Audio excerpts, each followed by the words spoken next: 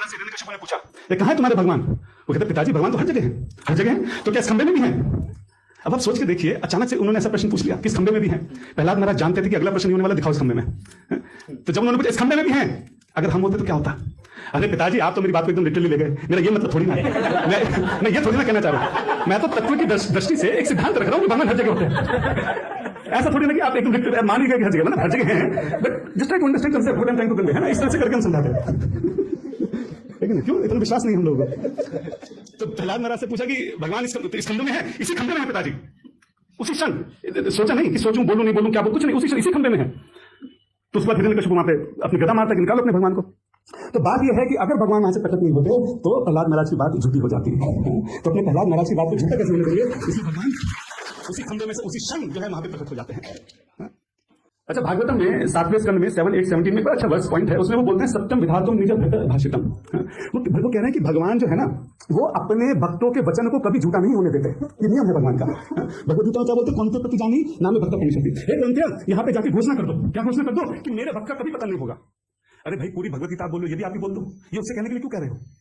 ये अर्जुन से कहने के लिए क्यों कहा? खुद ही कह देते ना। तो भगवान कह रहे कि नहीं हो सकता मेरी बात पे किसी को विश्वास ना हो। मैंने कई बार अपनी बात पलटी है, छलिया हूं मैं। वृंदावन से परसों का बोल के गया था, बरसों तक नहीं लौट के आया है कि नहीं? तो मिल जाता कि कोई शस्त्र नहीं उठाऊंगा। भीष्म पिता मैंने कहा नहीं है, अपनी बात को झूठा कर दिया, भीष्म पिता की बात को झूठा नहीं होने दिया। तो कितने सारे उदाहरण हमें मिलते हैं कि अगर कभी ऐसी स्थिति पड़ जाए कि भगवान की बात और भक्त की बात में आपस में क्लैश हो रहा हो, और दोनों में से एक व्यक्ति की बात सच होती हो, तो भगवान अपनी भक्त की बात को सच कर देते हैं। इसलिए यहाँ पे बड़ी अच्छी बात बोली, सत्यम विधातुम निज भक्त भाषितम, कि अपने भक्त की बात को जो है वो कभी झूठा नहीं होने देते। अब एक सोचने की बात है, हम सब जो है प्रभुपाद जी के आश्रम में है। प्रभुपाद जी ने क्या कहा है कि अगर तुम 16 माला ठीक से करते हो, अगर तुम 4 नियमों का पालन ठीक से करते हो, अगर तुम वैष्णव अपराध नहीं करते हो, अगर तुम साधु संतों की सेवा करते हो, अपने वरिष्ठ भक्तों की सेवा करते हो, मैं गारंटी लेता हूं कि मैं तुमको लेकर जाऊंगा। हम कभी ऐसा भजन कर ही नहीं सकते कि हम भगवान को रिझा लें।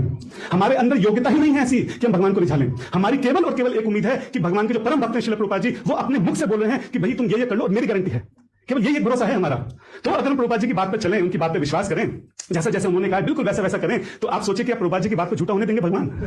हम जाके पूछ सकते हैं भागवतम में लिखा है भाई ये क्या हुआ इस बात का? क्या जवाब देंगे? नहीं दे सकते। जब 10 एग्जाम्पल सामने रख देंगे, वहां पे तो ऐसा हुआ, वहां पे यहाँ पे कैसे? कर ही नहीं सकते भगवान। प्रभुपाद जी की बात को टाल ही नहीं सकते। हमको सिर्फ इतना करना है कि घोड़ा जैसे होता ना, यूं रखे, बिना इधर उधर की बात देखे, बिना इधर उधर किसी की बातों के झांसे में आए, बिना इधर उधर जो है डिस्ट्रैक्ट हुए, जो प्रभुपाद जी ने हमको बताया है, जैसा बताया है, बिल्कुल अगर हम वैसा चलते करते रहेंगे, ठीक से उसको फॉलो करते रहेंगे, निश्चित है कि भगवत धाम जाने से कोई नहीं रोक सकता, इवन तो हमारी कोई भी योग्यता नहीं है।